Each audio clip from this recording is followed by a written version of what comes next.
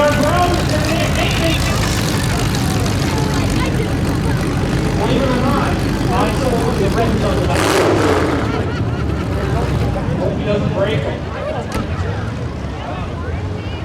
Warranty and his tail lights engine. And that truck has no tail lights. So this is Roger's local Chevy here. I can see some trucks coming across the back there. We have 961, Alex Shapiro pulling up to the boards. This one here is the Chevy Avalanche. I know, it doesn't even look like a Chevy Avalanche, does it? This thing, that used to be like a $65,000 truck.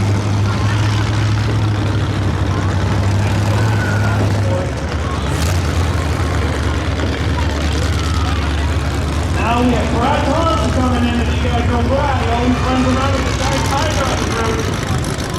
That is no, the Chevy Avalanche.